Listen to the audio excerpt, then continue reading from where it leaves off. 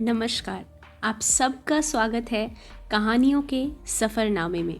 तो चलिए सफ़र को आगे बढ़ाते हुए सुनते हैं अक्टूबर जंक्शन अध्याय 7।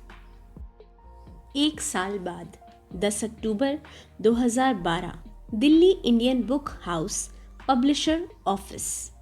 एक 40 साल की महिला जिसके बाल घुंघराले लेकिन छोटे थे, नाक में बड़ी सी बाली, फीचर एकदम शार्प, सांवली, कॉफी मशीन से अपने हिसाब से कॉफी बनाकर कैबिन में घुसी जहां चित्रा बैठी हुई थी। चित्रा ने अपने बाल छोटे करा लिए थे, गले में एक बैगनी दुपट्टा था। एक साल में वह थोड़ी सी मोटी हुई थी। आंखों पर एक चश्मा आ गया था जो उसको और भी सुंदर बना रहा था। चित्रा उस महिला के आने पर कुर्सी से उठी। Hi Ruchika. Hi Chitra, coffee? No thanks. Ruchika ने चित्रा को बैठने का इशारा किया। चित्रा ने पिछले एक साल में जिस भी पब्लिशर को अपनी किताब भेजी थी, उतनी जगह से रिजेक्शन आ चुका था। वह अपनी किताब छापने की उम्मीद करीब करीब खो चुकी थी। उधर चेतन भगत की किताब व्हाट यंग इंडिया वांट्स भी आ चुकी थी। उधर अमीश त्रिपाठी की 3 पार्ट सीरीज की आखिरी किताब द ओथ ऑफ वायुपुत्रास फरवरी 2013 में आने वाली थी, जिसके बारे में यह खबर थी कि पब्लिशर ने 5 करोड़ रुपए की एडवांस रॉयल्टी दी थी। उधर एक नए राइटर रविंद्र सिंह की किताब I too had a love story को पेंगुइन पब्लिशर ने दोबारा छापा था। रविंद्र की किताब मार्केट में आने के बाद से लगातार बिक रही थी। चित्रा लिखने में कैसी थी, कैसी नहीं थी, यह तो वैसे भी समय बताने वाला था, लेकिन उसके मन में कहीं न कहीं यह बात बैठती जा रही थी कि शायद वह यह सब नहीं कर पाएगी। उसको लगने लगा था कि वह पीछे छूट गई है। लाइफ इतनी भी आसान नहीं थी। उसकी सेविंग्स के पैसे धीरे धीरे कम हो रहे थे। उसने 1-2 न्यूज़पेपर के लिए लिखना शुरू किया था, लेकिन उसमें उसका मन नहीं लगता था। रुचिका ने बिना एक भी सेकंड गंवाए कहा, चित्रा, एक गुड न्यूज़ है और एक बैड न्यूज़। चित्रा ने अपना सर थोड़ा सा झुकाया और मुस्कुराने की कोशिश की। रुचिका ने अपनी बात जारी रखते हुए कहा, मुझे तुम्हारी राइटिंग पसंद है। तुम्हारी राइटिंग में एक फ्लो है। चित्रा ने पूछा कि यह गुड न्यूज़ है या बैड न्यूज़? रुचिका ने एक सिप कॉफ़ी लेते हुए कहा, हम तुम्हारी किताब इस साल नहीं छाप रहे, लेकिन एक राइटर है जिसका नाम मैं अभी तुम्हें नहीं बता सकती। अगर तुम उनकी किताब के लिए घोस्ट राइटिंग करो तो बहुत पैसे मिल सकते हैं। तुम आराम से सोच लो और मुझे बता दो। चित्रा को पैसों की ज़रूरत थी। चित्रा ने भारी मन से हाँ कर दिया। रुचिका ने चित्रा के सामने एक 2 पेज का MOU साइन करने के लिए बढ़ाया, जिसका कुल मतलब इतना था कि अगर चित्रा ने कभी उस राइटर का नाम डिस्क्लोज किया तो उस पर भारी पेनल्टी लग जाएगी। चित्रा को एक बहुत बड़ी पॉपुलर लेखिका के लिए लिखना था। चित्रा को यकीन नहीं हुआ कि वो घोस्ट राइटिंग करवाती है। चलने से पहले रुचिका ने बताया कि अगले हफ्ते में वह उसकी मीटिंग करवा देगी और उसकी कमाई का 10% रुचिका को देना होगा। रुचिका अपनी खुद की एक कंपनी खोलना चाहती थी। उसको लगता था कि एजेंट बनकर वह ज़्यादा पैसे कमा सकती है, इसीलिए वह चित्रा जैसे लेखकों की तलाश में रहती थी जिनसे घोस्ट राइटिंग करवा पाए। उधर पिछले 1 साल में सुदीप ने अपने शेयर बेचने के बाद दिन रात एक कर दिया था कि वह अपनी कंपनी खड़ी कर पाए। उसने अपने आप इतना काम ले रखा था कि उसको किसी भी चीज़ की फुर्सत नहीं थी। उसने अपने ईगो पर ले लिया था कि वह भी कंपनी चला सकता है, क्योंकि इससे पहले जितनी भी कंपनियों में उसने पैसा लगाया था, उसमें से बहुत सी कंपनियां अच्छा कर चुकी थी। सुदीप के मुंबई ऑफिस में सुबह 10 बजे बहुत ही इम्पॉर्टेंट मीटिंग थी। मीटिंग में जाने से पहले उसकी असिस्टेंट ने उसको उस दिन का रूटीन बताना शुरू किया। असिस्टेंट ने पूछा, सर शाम को 6 बजे मीटिंग विद चित्रा लिखा है, इनकी कोई और डिटेल मेरे पास नहीं है। सुदीप को अब जाकर ध्यान आया कि आज 10 अक्टूबर है। उसने तुरंत ही चित्रा को फ़ोन मिलाया। चित्रा का फ़ोन उठा नहीं। यूं कह लीजिए कि चित्रा ने फ़ोन उठाया नहीं। वह घोस्ट राइटिंग के लिए हाँ बोलकर बहुत परेशान थी, लेकिन पैसे की ज़रूरत ऐसी थी कि उसके पास और कोई ऑप्शन नहीं था। चित्रा अपने घर लौटकर चाय बनाकर अपनी लिखी हुई मेन्यू स्क्रिप्ट उलट पलट कर देख रही थी। उसके सामने फ़ोन 2 बार पूरा बजा। वह यही सोचकर फ़ोन नहीं उठा पाई क्योंकि पिछले 1 साल में वह कुछ नहीं कर पाई थी। उसको बार बार सुदीप की बात याद आ रही थी। 1 साल में तुम बहुत बड़ी राइटर बन चुकी होगी। 1 साल में भूल मत जाना। चित्रा को रोना आ गया। इसी बीच उसके मकान मालिक का फ़ोन आया कि 2 महीने से उसने घर का किराया नहीं दिया है। वह जल्द से जल्द किराया दे दे। चित्रा ने गुस्से में सामने रखा चाय का ग्लास उठाकर फेंक दिया। फेंकने के बाद याद आया कि घर में कोई बाई तो आती नहीं है, उसे ही साफ करना पड़ेगा। वह उठकर धीरे धीरे ग्लास के टुकड़े उठाने लगी। जिंदगी जब हद से ज़्यादा उलझ जाए तो ऐसे ही टुकड़े टुकड़े कर कर संभालनी पड़ती है। उधर सुदीप का भी मीटिंग में मन नहीं लग रहा था। उसके एक इन्वेस्टर की टीम के कुछ लोग सुदीप को समझा रहे थे कि कैसे उसको कंपनी को आगे ले जाना चाहिए। सुदीप उनकी बहुत सी बातों पर एग्री नहीं कर रहा था। चित्रा ने दिन के करीब 1 बजे सुदीप को कॉल किया। सुदीप ने चित्रा का फ़ोन देखकर अपना बोलना 1 मिनट के लिए रोका और कॉल लेने के लिए मीटिंग रूम से बाहर निकल गया। वह निकल ही रहा था कि इतने में अभिजात ने इशारे में पूछा, बहुत अर्जेंट है क्या? सुदीप ने इशारे में ही जवाब दिया कि हाँ, बहुत अर्जेंट है। उसके इस जवाब से अभिजात थोड़ा सा गुस्सा हो गया, लेकिन उसने अपने चेहरे पर मुस्कुराहट बनाए रखते हुए इन्वेस्टर पर ध्यान दिया। सुदीप ने मीटिंग रूम से बाहर निकलते हुए चित्रा का फ़ोन उठाया और पूछा, तुम कहाँ हो? ठीक तो हो? चित्रा कुछ देर तक चुप रहने के बाद बोली, क्या हम मिल सकते हैं? सुदीप को चित्रा के जवाब देने की टोन से समझ आ गया था कि वह परेशान है। उसने कहा कि वह अपनी असिस्टेंट को नंबर भेज रहा है, वह सब कुछ अरेंज कर देगी। सुदीप ने अपनी असिस्टेंट को मैसेज करके बोला कि चित्रा से बात करके शाम की फ़्लाइट टिकट भेज दे और उसकी बुकिंग ताज में कर दे। सुदीप अभी मीटिंग में ही था कि दिन के 2 बजे चित्रा का मैसेज आया, see you in the evening. Sudeep ने जवाब टाइप किया, वेलकम टू मुंबई। सुदीप के ऐसे बीच में मीटिंग में उठकर जाने की वजह से कंपनी के बोर्ड ऑफ डायरेक्टर और इन्वेस्टर को बुरा लगा, लेकिन उन्होंने उस समय उसके सामने वो जताया नहीं। शाम को उन्हीं इन्वेस्टर्स के साथ पार्टी थी, लेकिन सुदीप का पार्टी में जाने का कोई मूड नहीं था।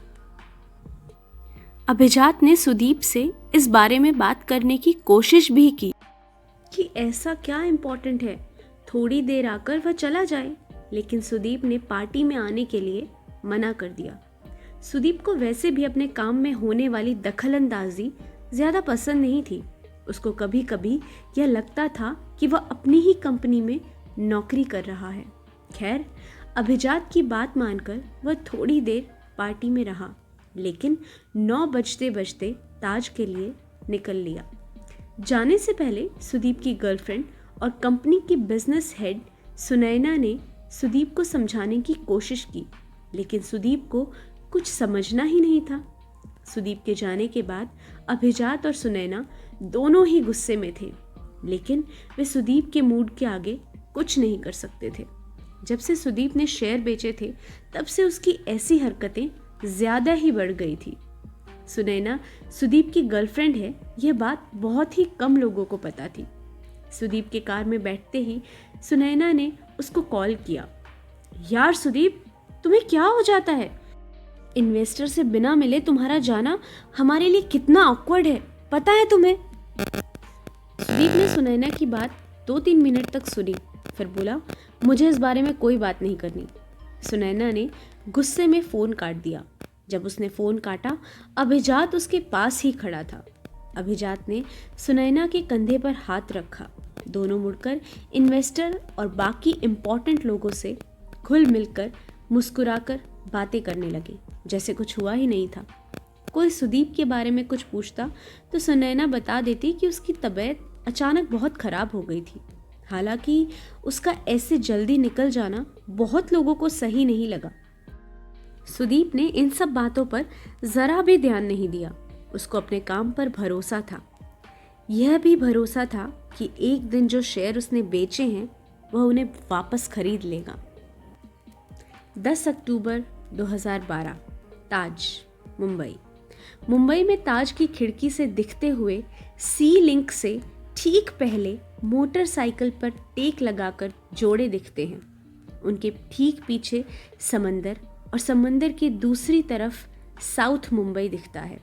वो जोड़े एक दूसरे को तमाम तरह से छूकर देख रहे होते हैं। जैसे बच्चा गिर जाए तो माँ टटोल कर देखती है कि कहीं चोट तो नहीं लगी। मुंबई की सबसे अच्छी बात समंदर नहीं, ये जोड़े हैं। कभी न कभी मुंबई में रहने वाला हर इंसान मुंबई का बेचैन समंदर हो जाना चाहता है, जिसके पास बस इतनी जगह हो कि दो लोग जाकर आराम से सुस्ता सकें। होटल पहुंचते पहुंचते सुदीप को रात के करीब 10 बज गए थे। चित्रा शाम 7 बजे से होटल के रूम में थी। वह टहलकर शाहरुख खान के घर मन्नत के बाहर तक चक्कर लगा आई थी। सुदीप ने मुंबई में घर नहीं लिया था।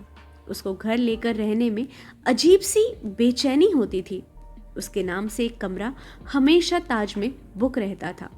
सुदीप के कमरे में घुसते ही चित्रा ने उसे गले से लगा लिया। चित्रा ने ध्यान नहीं दिया, लेकिन वो रो रही थी। सुदीप ने उसको सामने बैठाया और एक बार भी चुप होने को नहीं कहा। यार, कुछ भी सही नहीं हो रहा। मेरी किताब अब कभी नहीं आएगी। कभी कभी मुझे रिग्रेट होता है कि मैंने अपने पति को छोड़ा ही क्यों। सुदीप चाहता तो बहुत कुछ समझा सकता था, लेकिन उसने चित्रा को कुछ नहीं समझाया। चित्रा थोड़ी देर बाद चुप हो गई। उस शाम चित्रा को बस कोई ऐसा चाहिए था जो बिना कुछ कहे, बिना कुछ सोचे, बस उसको सुन पाए। सुन पाना इस दुनिया का सबसे मुश्किल काम है। लोग बीच में समझने लगते हैं, उससे ही सब बात खराब हो जाती है। कुछ देर बाद सुदीप ने वहीं सामने फ्रिज से शराब की छोटी बोतल निकाली। एक एक पैग बनाया। पैग पीने के बाद उसने चित्रा से बाहर टहलने चलने के लिए पूछा। दोनों बैंड स्टैंड पर आकर टहलने लगे।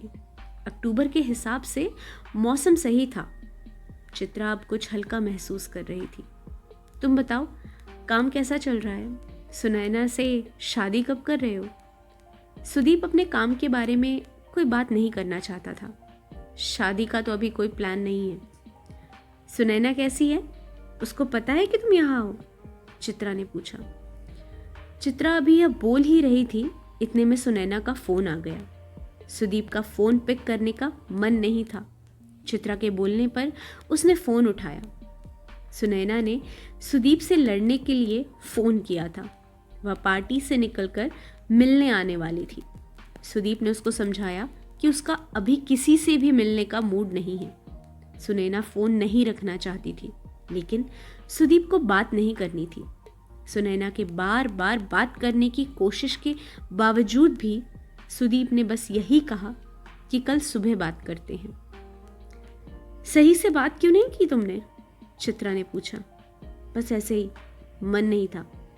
उसको पता है कि तुम मेरे साथ हो? नहीं, क्यों? उसको बताना तो था, क्या पता वो गलत समझे। इस बात का सुदीप ने कोई जवाब नहीं दिया, बल्कि अब जाकर उसका ध्यान उसके नए लुक पे गया। उसने चित्रा के बाल छूकर उसके सर को सहला दिया और बोला, अच्छे तो थे, कटवा क्यों दिए? बाल ट्रिम करवाकर बहुत हल्का लगा। ऐसा लगा कि सर से कोई बोझ उतर गया है, आज़ादी मिल गई है। तुम और तुम्हारे फंडे। सुदीप ने जेब से सिगरेट निकाली और पीने लगा। वे दोनों वहीं टहलकर थोड़ी दूर जाकर बैठ गए। लोग शाहरुख खान के घर के बाहर फोटो खिंचवा रहे थे। वहाँ शायद कोई पार्टी थी। कभी शाहरुख खान से मिले हो? चित्रा ने पूछा। हाँ, बुक माई ट्रिप का ब्रांड एम्बेसडर बनने के लिए 1-2 बार मिले हैं। 1-2 बार पार्टी में मुलाकात हुई है। अगले महीने उनकी फिल्म आने वाली है, जब तक है जान। उसके प्रीमियर का इनविटेशन आया हुआ है, लेकिन मैं जाऊंगा नहीं। सुदीप ने ऐसे जवाब दिया कि यह सब उसके लिए कितनी छोटी बातें हैं। कौन कौन सी हीरोइन से मिले हो? बहुत सी, लेकिन मैं किसी भी हीरोइन से ज़्यादा बात नहीं करता। क्यों? यार, 1-2 लड़कियां चेप हो चुकी हैं। बात क्या कर लो, फिल्म में इन्वेस्ट करने के लिए बोलने लगती हैं। मुझे फिल्म में इन्वेस्ट करना नहीं है, अफेयर चलाने का टाइम नहीं है। सुदीप ने दूसरी सिगरेट निकालते हुए कहा। अबे, चेप होती हैं तो हो जाने दो, तुम्हें क्या? हाँ, मुझे क्या, कल कोई मीडिया में लगा देगी। एक के साथ सिंगापुर गया था, वहाँ शॉपिंग करते हुए साथ में फ़ोटो डालने लगी। शॉपिंग करो, घुमाओ फिराओ, मौज मस्ती करो, लेकिन मेरी फ़ोटो साथ में मत डालो यार। कोई नया फालतू का टेंशन नहीं चाहिए लाइफ में। केयरफुल रहना पड़ता है। बुक माई ट्रिप पर मेरी वजह से कोई दिक्कत नहीं आनी चाहिए। अब मेरी छोड़ो, तुम बताओ। चित्रा ने कुछ खास नहीं बताया। वह बस एक दिन के लिए अपनी लाइफ के बारे में भूल जाना चाहती थी। चित्रा और सुदीप जहाँ बैठे थे, वहीं पास में एक बच्चा खेल रहा था। वह बार बार चित्रा के पास आ रहा था। वह मुंबई की आज़ादी को गले लगाकर देखती रही और सुदीप उसे ऐसे देख रहा था जैसे कोई सपना देखता है। ठीक ऐसे ही एक फुटकर से मोमेंट में उसने सुदीप को देखा, बस 2 सेकंड। उस 2 सेकंड को लिखने की फालतू सी एक कोशिश में लोग किताब लिख मारते हैं। कुछ ना कुछ बोलते रहो, बात बंद हो भी जाए तो लगना यही चाहिए कि सब चल रहा है। सुदीप ने भी कुछ ना कुछ बोलने के प्रेशर में पूछ लिया, तो कैसी हो तुम? इससे खराब सवाल नहीं पूछ सकते थे तुम? वह उदास बातें करके सारी उदासी मिटा देती थी। वैसे तो सुदीप और चित्रा अभी तक एक दूसरे को सही से जानते ही नहीं थे। मसलन कि वो कौन सा शैम्पू लगाती है, सुदीप कौन सा डीओ पसंद करता है। उसको तो ये भी नहीं पता था कि वो वेज है या नॉन वेज। दोनों ने एक दूसरे को इम्प्रेस करने की कोई कोशिश भी नहीं की थी। रात के करीब 12 बजे सुदीप और चित्रा होटल लौटने लगे। दोनों चित्रा के कमरे में थे। सुदीप अपने कमरे में जाने लगा। चित्रा ने सामने रखी कॉफ़ी मशीन को देखकर पूछा, कॉफ़ी? सुदीप ने कॉफ़ी के लिए हामी भर दी। चित्रा उठकर बाथरूम में गई, अपना मुंह धोया। उसको मुंह धोने के बाद और भी ज़्यादा रोना आने लगा। लौटकर टेबल पर कॉफ़ी रखते हुए उसने पूछा, तो तुम्हारे रिटायरमेंट वाले प्लान का क्या चल रहा है? सुदीप को अपनी लाइफ की कोई भी बात करने का मन नहीं था। चित्रा ने सुदीप को बताया कि पिछले 1 साल में उसने अपनी 2 किताबें पूरी कर ली हैं। सुदीप कॉफ़ी पीकर अपने कमरे में जाने से पहले चित्रा से पूछने लगा, उसको रुपए पैसों की कोई भी ज़रूरत तो नहीं है? चित्रा ने किसी भी मदद के लिए मना कर दिया। उसने कहा भी कि अगर कभी उसे ऐसा लगेगा कि मदद चाहिए तो वो बोल देगी। सुदीप को पता था कि चित्रा उसकी मदद कभी नहीं लेगी। सुदीप दरवाजे के पास पहुंचकर चित्रा को बोलने ही वाला था कि उसे कल सुबह कलकत्ता जाना पड़ेगा। वह वहाँ जितने दिन भी रुकना चाहती है रुक सकती है। चित्रा ने उस शाम की आखिरी बात बोली, तुम यहीं रुक जाओ। सुदीप 10 मिनट बाद अपने कमरे में जाकर चेंज करके आया। उसके हाथ में वही मुराकामी की किताब थी। उसने चित्रा की ओर किताब बढ़ाते हुए कहा कि डेट लिख दो। चित्रा ने 10 अक्टूबर 2013 की तारीख लिख दी। सुदीप ने कहा, हमेशा 10 अक्टूबर की क्यों डालती हो? तारीख बदल कर देखो, क्या पता किस्मत बदल जाए। चित्रा ने तारीख के आगे लिखा, with love, luck and light, और साइन कर दिया। देखना, जब मेरी किताब आएगी तब उसमें यही वाला ऑटोग्राफ किया करूंगी। सुदीप ने किताब को हाथ में लिया और उसके पास आमीन लिख दिया। किताब को पड़ोस में रखकर दोनों सो गए।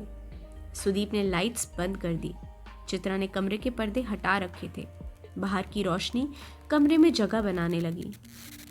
सुबह चलने से पहले बहुत देर तक कुर्सी पर बैठकर चित्रा को सुदीप ध्यान से देख रहा था। उसके चेहरे पर बहुत रोशनी पड़ रही थी। इसलिए उसने कमरे के पर्दे लगा दिए ताकि वो आराम से सो सके। चित्रा के उठने से पहले तक सुदीप जा चुका था। उसने एक सिरहाने के पास शॉर्ट नोट छोड़ा हुआ था जिसमें लिखा था, तुम्हारे हाथों में मैं किसी एक शहर का नाम लिखना चाहता हूँ। मुझे नहीं मालूम कि तुम्हारे हाथों पे लिखे हुए शहर कभी हम जा भी पाएंगे या नहीं। इसको पढ़कर जवाब में कुछ मत लिखना, बस जल्दी से अपनी किताब पूरी कर लो। जो शामें खो जाती हैं वो बस अधूरी किताबों में मिलती हैं। Thanks for coming, love, Sudeep. Sudeep ने नोट में लव लिखकर काटा हुआ था। चित्रा ने उस कटे हुए लव को 2-3 बार छूकर टटोला।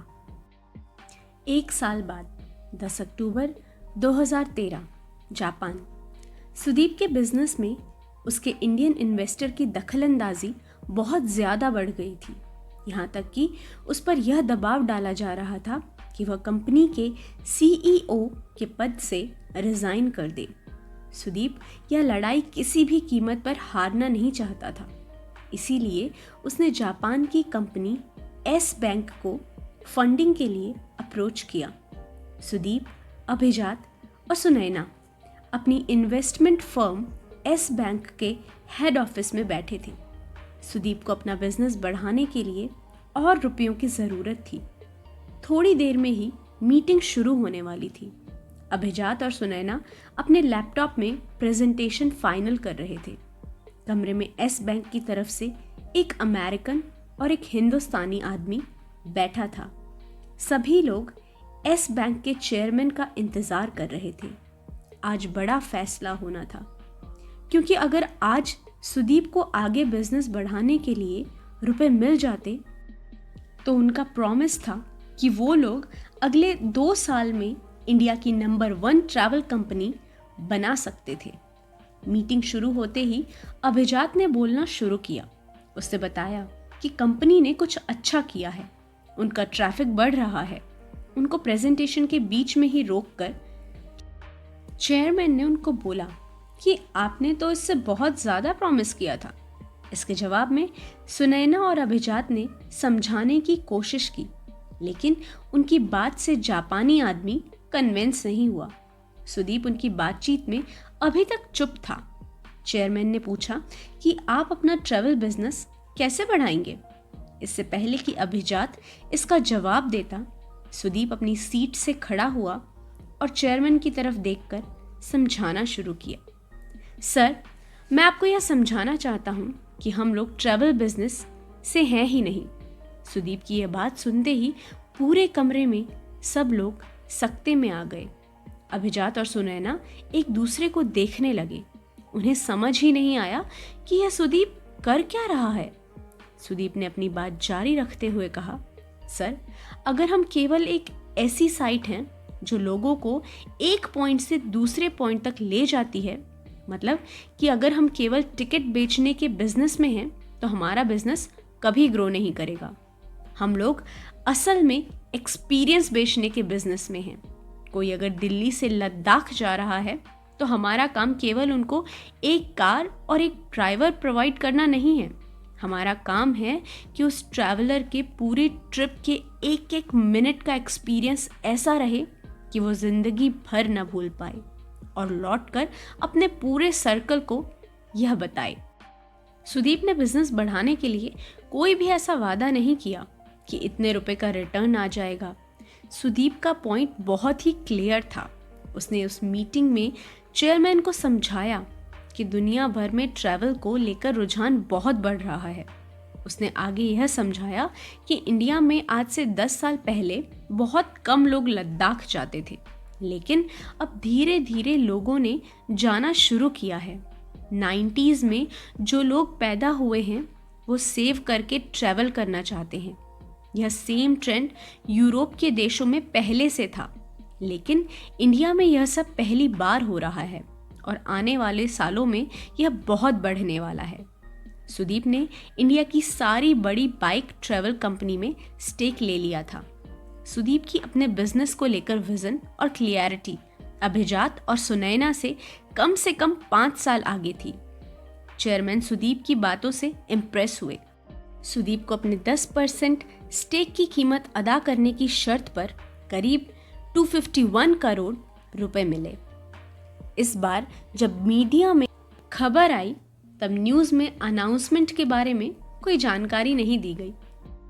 हालांकि मीटिंग के बाद अभिजात और सुनैना बहुत खुश थे, लेकिन सुदीप को अपना 10% स्टेक देने के बाद से आने वाले खतरे का अंदाज़ा लग गया था।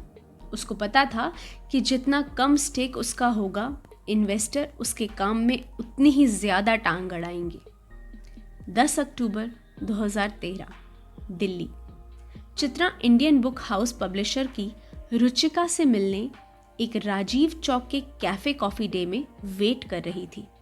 चित्रा ने जो किताब लिखी थी वो बेस्ट सेलर हो चुकी थी, लेकिन पूरी किताब में चित्रा का नाम कहीं नहीं था। रुचिका ने आते ही अपने लिए एक ब्लैक कॉफ़ी ऑर्डर की और कुर्सी पर बैठते ही बोली, 2 गुड न्यूज़ हैं और एक बैड।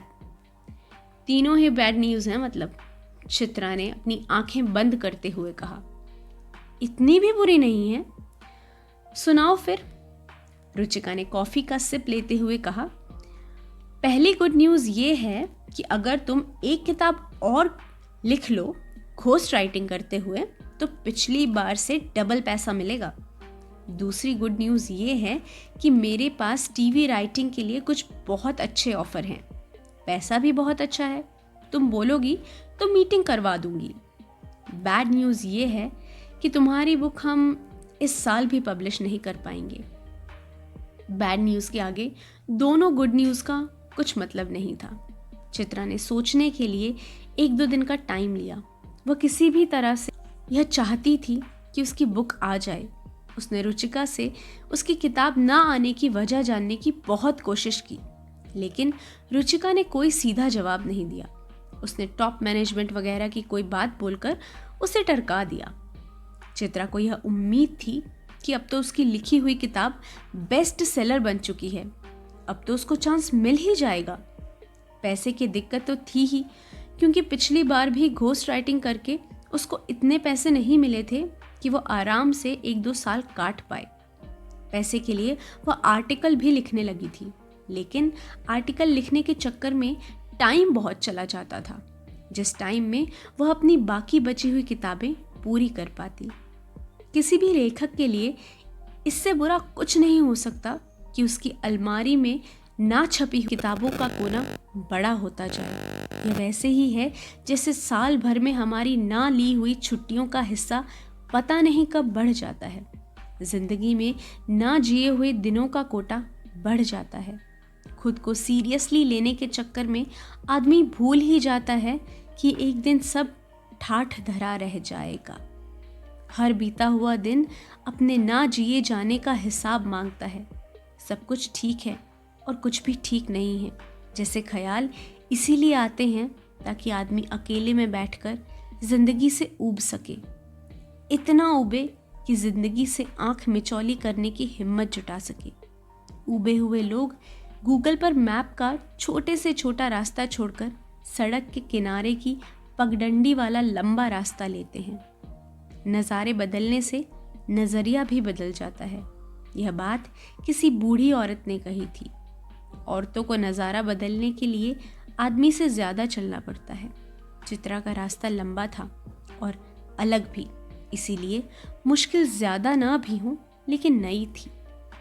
10 अक्टूबर 2013 की शाम को सुदीप और चित्रा दोनों इतने उदास थे कि दोनों को एक दूसरे को कॉल करने का मन ही नहीं किया। दिन खत्म होने से पहले सुदीप ने जापान से रात 11:30 बजे चित्रा को कॉल किया। उस समय चित्रा की घड़ी में 8 बज रहे थे। वह दिल्ली में अपने घर पर थी। उसके साथ कोई लड़का था। चित्रा के लिए ऐसे लड़कों के साथ सोना कुछ नया नहीं था। अकेलापन अच्छी बीमारी है, कभी फ़ायदा कराती है तो कभी नुकसान। अपने आप से चाहे कोई कितना भी प्यार करता हो, लेकिन आदमी सबसे जल्दी और सबसे ज़्यादा खुद से ऊब जाता है। सुदीप अपने होटल के कमरे में सुनैना के साथ रुका हुआ था। उसको सुबह से याद था कि आज 10 तारीख है और आज के दिन वह और चित्रा मिलते हैं। चित्रा को भी ये बात अच्छे से याद थी। चित्रा के फ़ोन उठाने की वजह से साथ वाला लड़का थोड़ा डिस्टर्ब हुआ। इधर सुदीप एकदम से बिस्तर से उठकर चला गया और चित्रा को फ़ोन करने लगा। सुदीप की गर्लफ्रेंड सुनैना को यह अच्छा नहीं लगा। फ़ोन मिलने के बाद से दोनों को बस तसल्ली हुई कि दोनों एक दूसरे को याद हैं। दोनों एक दूसरे की ज़िंदगी में एक साल में एक दिन ही सही लेकिन पक्की जगह रखते हैं। सुदीप ने चित्रा को जताया कि आज सुबह से ही वो उसे याद कर रहा था। उसने यह भी जोड़ा कि उसे बहुत सारी बातें करनी हैं। चित्रा ने यह जताया कि कैसे एक साल बीत गया। सुदीप ने कहा, मुझे ब्रेक चाहिए। चित्रा ने जवाब दिया, मुझे भी। वे एक दूसरे की खामोशी सुन ही रहे थे कि चित्रा के कमरे से उस लड़के ने आवाज़ लगाई। सुदीप को थोड़ा अजीब लगा। सुदीप ने तुरंत ही फ़ोन काट दिया। चित्रा ने फ़ोन रखते ही उस लड़के को घर से जाने के लिए बोला। उस लड़के ने चित्रा को 1-2 गाली दी और कमरे से निकल गया। उधर सुनैना दूसरी तरफ मुंह कर लेट गई। सुदीप अब भी बैठकर मोबाइल में कुछ टाइप कर रहा था। उसने एक मैसेज टाइप किया और चित्रा को भेजा जिसमें लिखा था, if we are not together for real reasons like kids, security और emotional support, then we should be together for unreal reasons like happiness, good company and comfort. मेरी लाइंस नहीं है लेकिन कहीं पढ़ी थी। सुदीप यह मैसेज भेजकर लेट गया। तभी उसका फ़ोन बजा। उधर से चित्रा का मैसेज था। रसल क्रो की एक फिल्म थी ब्रेकिंग अप, उसमें ये लाइंस थी, कुछ साल हमसे नाराज़ होते हैं, लाख कोशिश करने पर भी वो मानते ही नहीं। यह साल चित्रा और सुदीप की ज़िंदगी का वही साल था। दुनिया भर में तेरा को बुरा मानने की अपनी अपनी वजहें हैं। सुदीप और चित्रा के पास 2013 को अच्छा मानने की एक भी वजह नहीं थी। साल बुरा हो तो याद कर लेना चाहिए कि अगला साल सब कुछ बदल देगा। साल 2013 में सुदीप और चित्रा अपने अक्टूबर की 10 तारीख खो आए थे। कुछ पा लेने के बाद जब हम एक गिलास ठंडा पानी पीकर सुस्ताते हैं तब याद आता है कि हमारा वो एक हिस्सा खो गया है जो इतना कुछ पाना चाहता था।